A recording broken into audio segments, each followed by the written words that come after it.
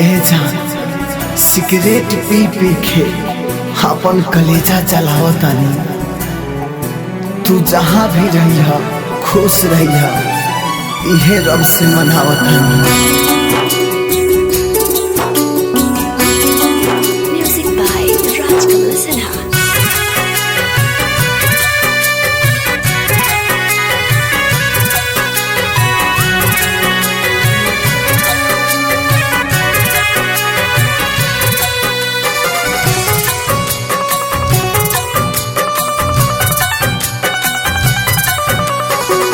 तोहरा के याद करके पी सिगरेट के, तोहरा के याद करके पी सिगरेट के, बंद कैलू सा हमारा दिलवा के गेट के।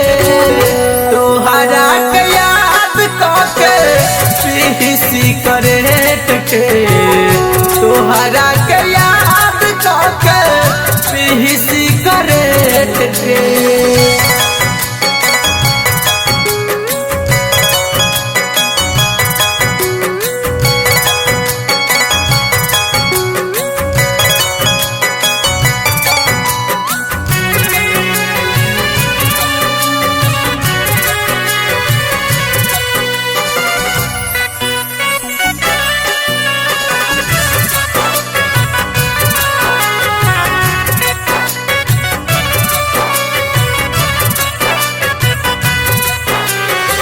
हमारा तू प्यार के बुझलू खेलवाना, दोसरा के कैसे नहीं बुत सजाना।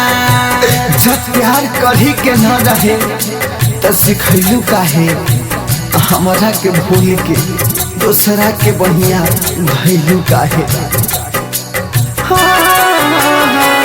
हमारा तू प्यार के बुझलू खेलवाना, दोसरा के कैसे नहीं बुत सजाना।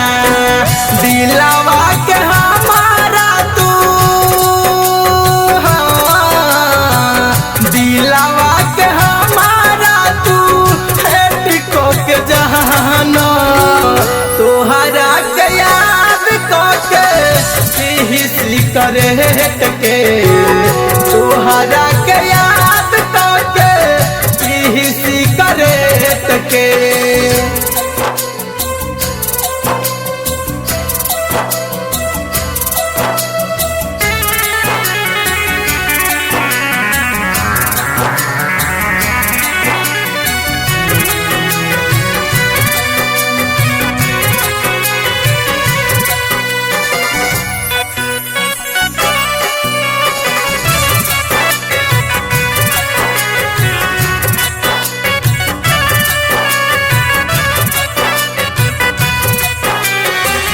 मार्शल अरुणा के देत बार धोखा, दिलवा तुहार जानू होई जाई खोखा।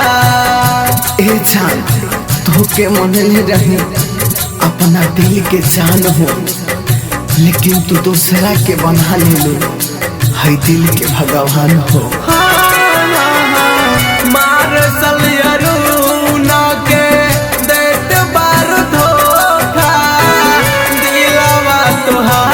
जानू होई जाई खोखा। सपनों में खो जाबूता, सपनों में खो जाबूता होई नहीं भेट रे। तोहरा के याद करके पी सिगरेट रे, तोहरा